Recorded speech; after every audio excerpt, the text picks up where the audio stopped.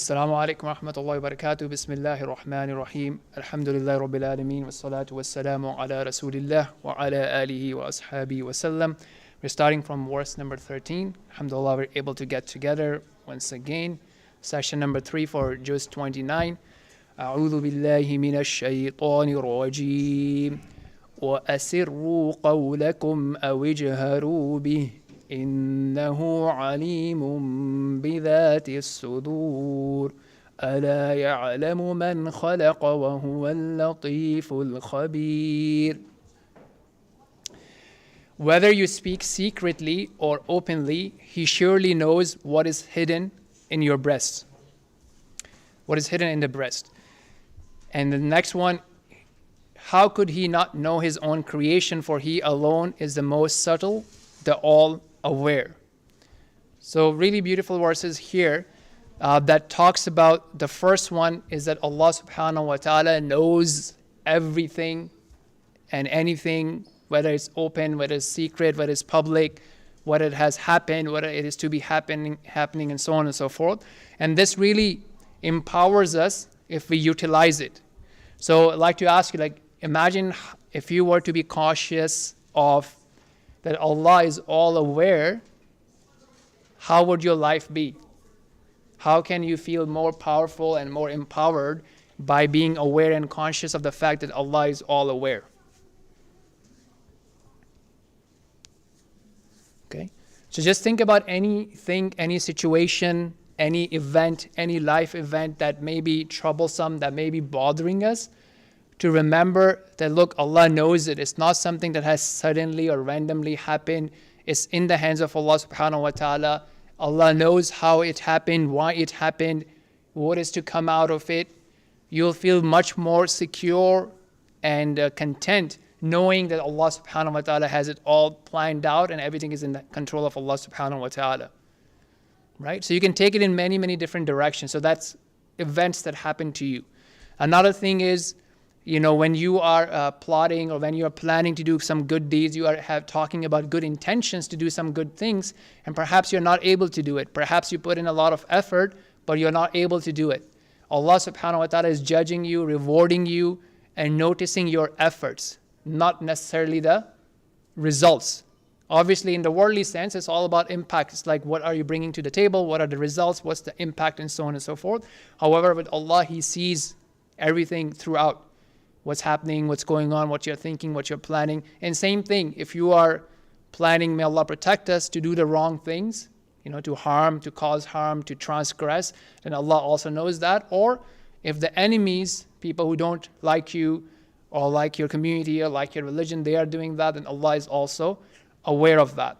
So many, many different angles that you can take it forward, including our intentions. Why are we doing what we are doing? What's the intention behind it? Are we seeking approval and validation and praise from people, or are we doing it for the sake of Allah subhanahu wa ta'ala? It really encompasses everything, and that's the reminder. That's what we want to do, is to pause and think about how it applies to me today. Okay? Anyone else would like to comment on that or share an example, a scenario that they think they can apply this to?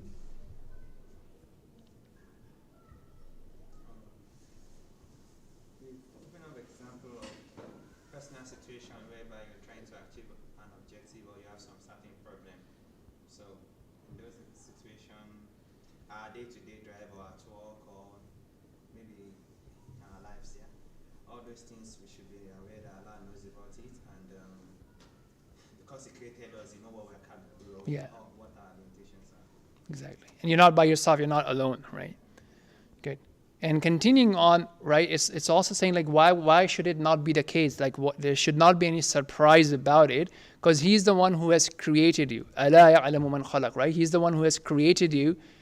And on top of that, two of His attributes that are mentioned is that one is He is subtle, al-latif, He's subtle, He's also very kind. So both of these meanings are in there.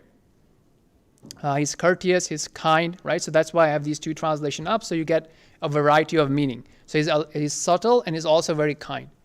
So know this thing about Allah subhanahu wa ta'ala. I think this is really powerful, because sometimes we have this tendency of thinking that people are more merciful than Allah subhanahu wa ta'ala. That's not the case. Any mercy, any kindness that any human being may have towards you, Allah is way more, like 100 times more merciful than that, right? So as we know from the hadith that the whole world only has one out of 100 parts of the mercy of Allah subhanahu wa ta'ala. So if you were to divide the mercy of Allah in 100 parts, the whole world only has one part. So imagine there's no human being. So if you think a human being is kind to you, he cares about you more, just remember that Allah is like 100 times kinder to you at least. Okay? So that's really important, like to your mom or your spouse or your children, whoever it is, or your parents. If you think they are more kind to you, that's not true. And He's all aware, so that goes back to the previous meaning. On top of that, I think there's also a dawah angle here. And that's one of the things that, we have a lot of people discussing these days is like, okay, well, what's the benefit of this? Everyone wants to discuss as if they're able to understand the wisdom of Allah subhanahu wa ta'ala. Yes, we should research it. We can communicate onto it. However, we will never be able to fully grasp the wisdom of Allah subhanahu wa ta'ala.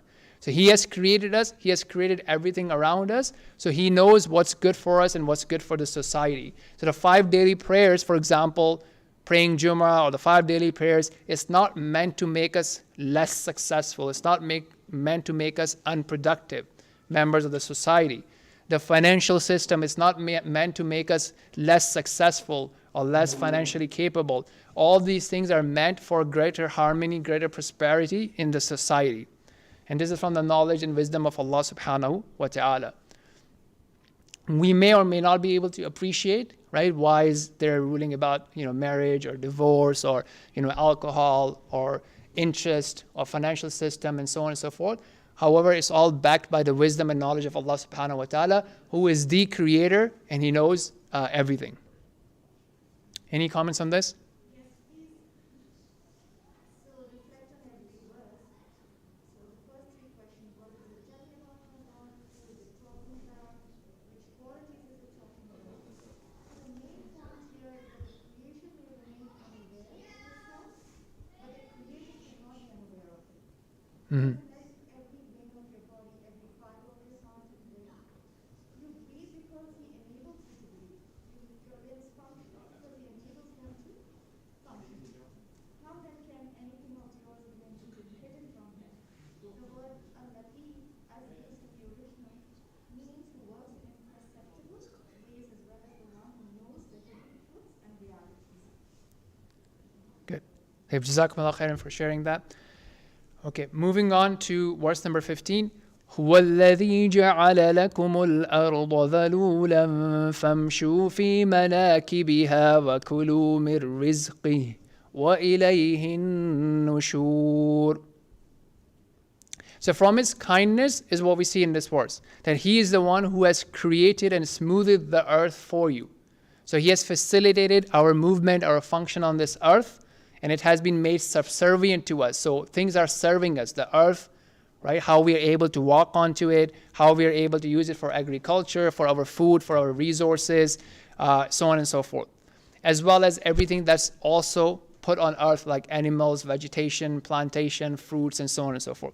So eat from this, benefit from this. So this has all been created to serve us, to provide for us our physical needs and make it comfortable for us. That's from the favors of Allah subhanahu wa ta'ala that He has set it up. Obviously, again, if you want to take it another angle to it, it also points to the existence of God, the existence of the Creator, that this is not random. Because when people and the scientists, they do research on that and they look at how things exist in proportion, and a balance has been created for them, and had things were to be shifted or tilted, the balance were to be tilted by nanometers, things would have been drastic.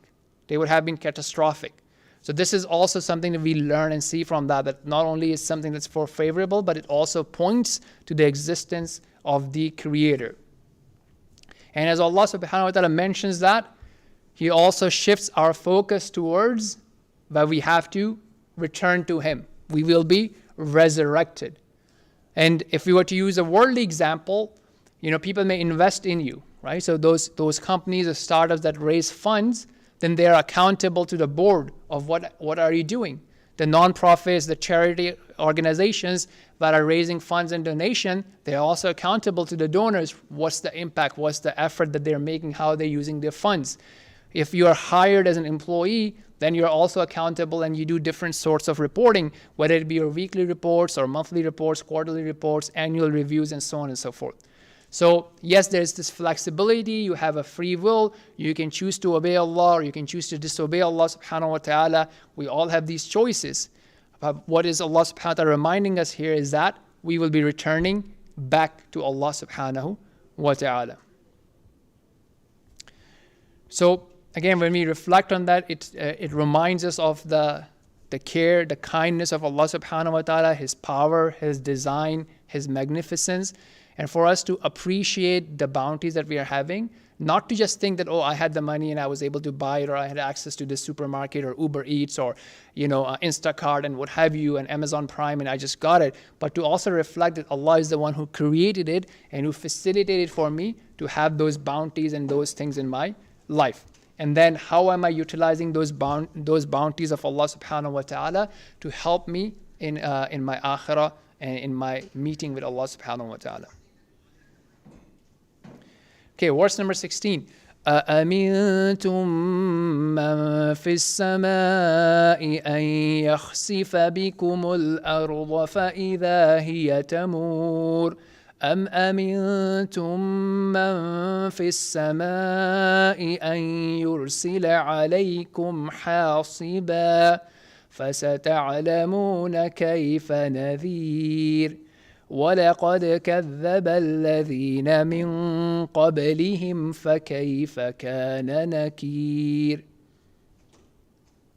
So these two verses, 16 and 17, Allah subhanahu wa ta'ala is reminding us that yes, you have all these things that Allah has created for you.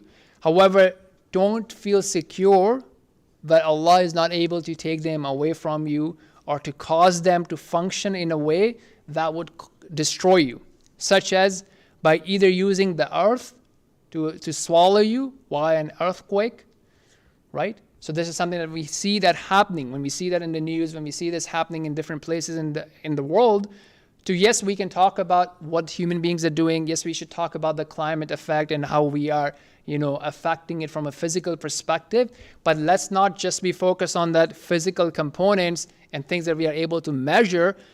Let's not forget the one who is in charge of this all, the one who is actually allowing this to happen, and for these things to cause us to be afraid and to be conscious and to be aware of Allah subhanahu wa ta'ala, lest we be also captured in this punishment from Allah subhanahu wa ta'ala, or in this event from Allah subhanahu wa ta'ala. Whether it be, as Allah says in verse number 16, from the earth shaking up and swallowing, or the thunderstorms or the storms of stones coming from the sky. So these are things that many people then categorize under natural disasters or Mother Nature and so on and so forth, to also then realize that this is from Allah subhanahu wa ta'ala, and this also reminds how weak we are, how humble, how weak we are, and how strong and powerful Allah subhanahu wa ta'ala is. And as a data point, Allah subhanahu wa ta'ala mentions in verse number 18 to look at وَلَقَدْ كَذَّبَ الَّذِينَ مِن قَبْلِهِمْ فَكَيْفَ كَانَ نَكِيرٌ. And certainly those before them denied, as well, then how severe was my response.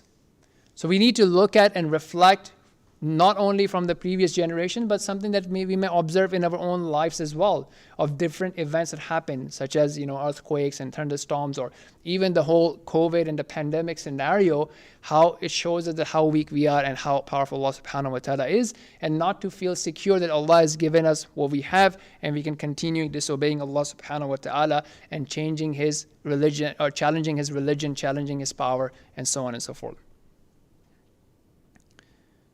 Okay, so any comments on any of these, and then we'll go on to the Quranic Arabic. I think we'll stop at verse number 18 from a reflection points. Anybody from the guys like to comment any of this? Security, punishment of Allah subhanahu wa ta'ala, severity, and also learning lessons from the people of the past. that temporarily speaking, they may be successing, they may be successful, they may be flourishing. However, the punishment of Allah is near. So we'll stop here for this part. We'll do the Quranic Arabic next. There is tea there. If you want to grab it, please go help yourself, and then we'll move it to the brother's side so people can have it. So we'll take a 2-minute break to grab some tea and stuff, and then we'll switch on to the next one, inshallah.